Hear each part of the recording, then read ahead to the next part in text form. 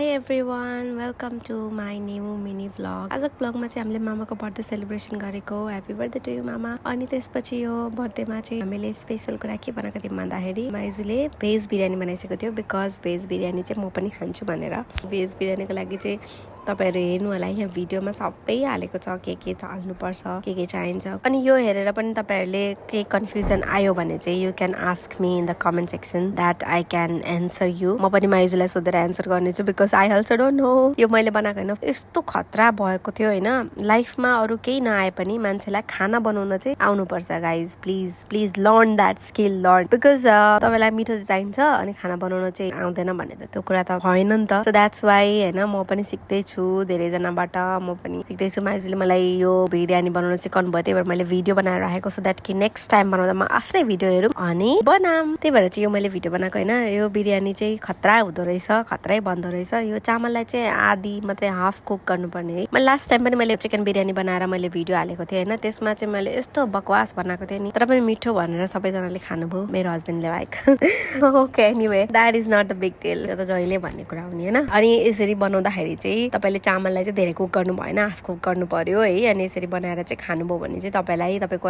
घर पनि एकदम हेल्दी हुनेछ अनि तपाईले धेरै हेल्दी फुड खानु भएको छ भन्ने तपाईलाई लाग्छ हैन। किनभने यहाँ भेजिजहरु सबै न्युट्रिसन्सले भरिपूर्ण थियो गाइज। यो चाहिँ यस्तो दामी हेर्दैखेरि कस्तो खाउ खाउ लाग्ने टाइपको हुँदैछ के। अब यो अलमोस्ट त्यस्तो धेरै गाह्रो पनि रहेछ के बिरयानी बनाउनलाई। अलिकति फेरि बना फेरि हाल फेरि बना फेरि हाल त्यस्तो टाइपको गर्नु पर्दो रहेछ हैन। अदरवाइज त खतरा बन्दो रहेछ, खतरा तरिकाले एकदम दामी खाना बनाउन जान्ने भएपछि चाहिँ अनि आफूलाई के बनाइराख्न मन लाग्छ हैन। तर म चाहिँ एक नम्बरको अल्छी छु गाइज। खाना बनाउन भनेपछि जागरै आउँदैन के भएको होला यस्तो। सानैदेखि नसिकाएर हो कि क्या हो? सानैदेखि किन सिकाउने यार? सानैदेखि हामीलाई कुकिङ स्किल्स पर्फेक्ट बनाएर के गर्नु छ? फेरि अर्का घरमा गएर भात पकाउनु? एनीवे मलाई चाहिँ रुगा लागेको छ, त्यही भएर मेरो भोइस यस्तो आइरहेको छ। Tolerate me guys. अनि त्यसपछि यो प्याज चाहिँ अघि माइजूले फ्राई गरिसकेको थियो हैन। अनि त्यो प्याज हालिसक्यो अनि थोरै कलर चाहिँ अरूले चाहिँ सायद लिक्विड बनाएर हाल्नुहुन्छ होला, माइजूले चाहिँ पाउडरै थोरै थोरै गर्दिस्यो। त्यस पछाडि यसलाई ढाक्दिने हामीले ढक्कनले घिउ पनि हाल्नुपर्छ हेर गाइज। मैले लास्ट टाइम बिरयानी बनाउँदाखेरि मैले घिउै हालेको थिएँ।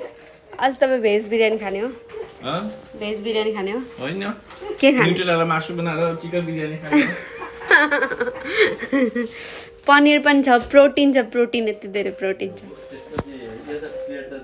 एनिवे त्यो घिउ हालेर त्यसरी घिउ बसाइदिने अनि त्यसपछि हेर कस्तो दामी भन्छ अनि त्यो ढक्कन पनि छोपिदिने। म फेरि आएँ चेक गर्नको लागि कस्तो हुँदैछ भनेर। अलि पाक्दैछ। Wow guys look at this biryani कस्तो खतरा तरिकाले पाक्यो। ओ माई गॉड यो त बाहिरको थाहा छ, यो बाहिरको भन्दा पनि खतरा तरिका यस्तो देखिरहेको थियो नि, बाहिरको भन्दा पनि खतरा तरिकाले देखिरहेको थियो। Wow look at this oh my God कस्तो दामी देख्यो। कलर पनि रेड आइरहेको थियो क्या। म माइजूलाई भन्दै थिएँ माइजू मैले यो कलर हाल्यो भने त ओरेन्ज कलर आउँछ, यो त रेड कसरी आयो भनेर भन्दै थिएँ क्या। बिकज म चटपटे बनाउँदाखेरि त्यो कलर हालेर गर्छु कि ओरेन्ज कलर आइदिन्छ भने रेड आयो। माइजूले भनेपछि होइन यो त रेड कलरै हो त भनेर भन्दै गइसिन्थ्यो होइन। अनि यस्तो दामी बिरयानी हेरेर त मैले खाएँ।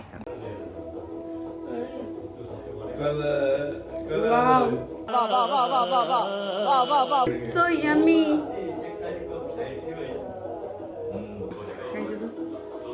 So we are going to taste the biryani.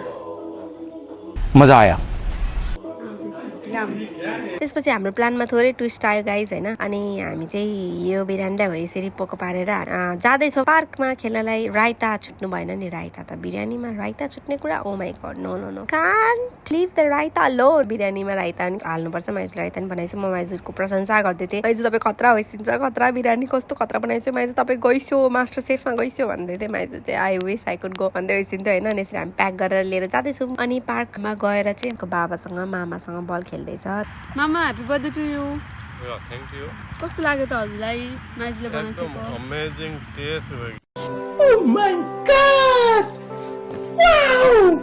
Memorable gathering. अब यहाँनिर हामी इन्जोय नदेखि त मामा एक्साइटेड नभएर मिठो बनाउनुहोस् ल। पुकु कस्तो छ? हालिदिइसक्छु त्यहाँ छ पुकुलाई। कस्तो रहेछ? यम्मी।